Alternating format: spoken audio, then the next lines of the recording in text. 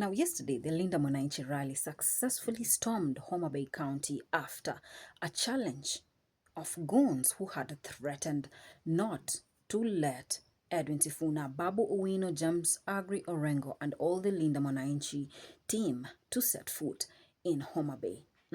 But successfully, after a long struggle, they managed to actually penetrate Homabay County. Gladys Wanga ought to be ashamed of herself. How do you just plan goons so that they can try and sabotage the Linda Mwananchi rally from accessing Homabay? And what is it that Gladys Wanga is so afraid of the Linda Mwananchi rally setting foot and campaigning in Homabay? Remember, Homabay is the bedroom of Gladys Wanga and has been one of the strongest supporters of Raila.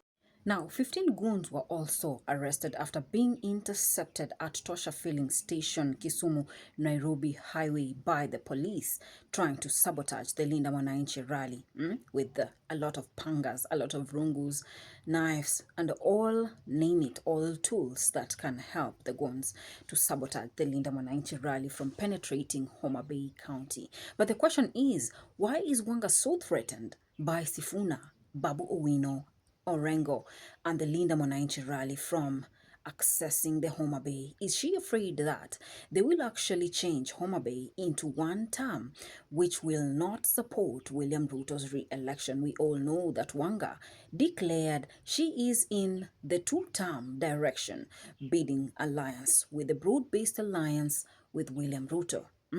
So, what is the main threat to Wanga? Is it the dominance, the control, the power? Who controls Homabay County? The fake ODM or the real ODM with the Sifuna movement, the supporters who are following Sifuna with the Linda Mwananchi rally? Is it going to create a sabotage if the Linda Mwananchi rally successfully stamps its authority in Homabay, making Homabay chant one term? You have seen the videos. I'm not going to play them here. The roads had mega barricades. Sifuna had to change direction and actually use a boat into entering Homabay. This is another change of strategy. Remember, also Raila Odinga was perfect with these kind of change of strategies. If the airstrip is actually infested with goons and the roads are blocked, there's no access, then you use a different alternative so that we can actually penetrate the heart, the bedroom of Gladys Wanga. But after a long struggle, yes, they penetrated Homabay. We could see cameramen, news being sabotaged by goons.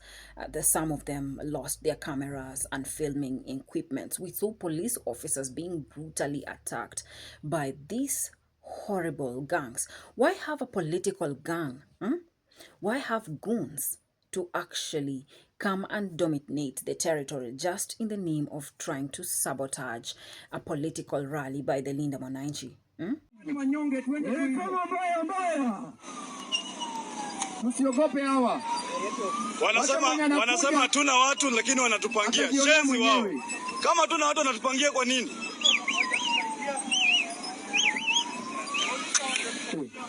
Wenye wanakuja watajionea wenyewe. Twende. Pole pole, tusiwache vijana wetu. Tusiwache vijana wetu. Wanga ni shenzi. Tusiwache vijana wetu. Now, in the center of all this, there is none other than Gladys Wanga, who is being mentioned as the person behind all the goonism attack towards the Linda Mwananchi rally. And why do you think they're trying to sabotage the opposition? Recently, we saw Rigathi Gachagua in Nakuru with a major attack where people were throwing stones at his vehicle. Is this a form of intimidation, threats? So that they can actually back down and not gather supporters for the Linda Mwananchi rally? Because if the rally wasn't successful, they would be throwing shade at Sifuna, Babu Owino, Orengo. You know, the Linda Mwananchi rally is fake, it's not what, you know, you understand that kind of shade. But the Linda Mwananchi rally actually has supporters. With all this sabotage, we've seen barricades, we've seen all these goonism kind of activities, and we even saw police officers in their protection, but some of them were being subjected to severe brutality, being beaten by the goons, which is literally unfair. How do you just hire people to try and create tension? Now, the question is, why do you think they are so interested in sabotaging the opposition? We are looking at Rigathi Gachagua being sabotaged on this other end, and this side, the Linda Mwananchi rally. Is it because they have major supporters? The support, the numbers literally speak it all.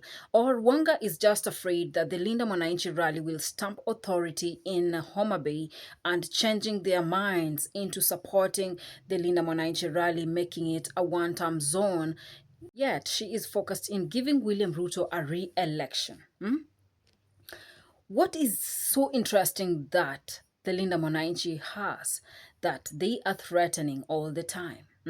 We had to look for alternative ways. You know, even Homa Bay doesn't look all that good. Remember, we are looking at support for two-term. You're supporting two-term and your roads look pathetic. Sifuna was all covered in, the sand, and the roads were terrible. They had to use alternative routes, the Panya routes, which was plainly undeveloped. Why are you bidding support for two-term yet you cannot develop your own regions? We have the CDF funds. What happens to the CDF funds? Look at Mount Kenyan region. Mount Kenya is totally developed to a point that the roads are checked, the schools are checked, everything checks out. Yet they still chant one term. Look at the All Kalau by-elections. What was taken there for empowerment? It's devastating that in Homa Bay, they are given pangas, rungus to go and create sabotage. Why allow politicians to actually use you and take advantage of you while being paid peanuts? We always say, don't allow politicians to rule you or, give you instructions to go and create tension somewhere else.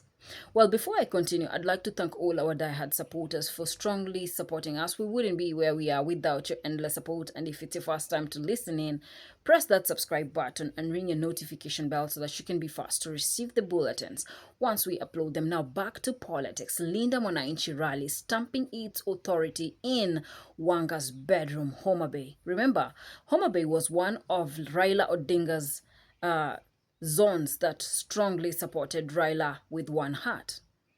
Is this all about the battle of dominance? Who controls Nyanza? Who controls Homa Bay?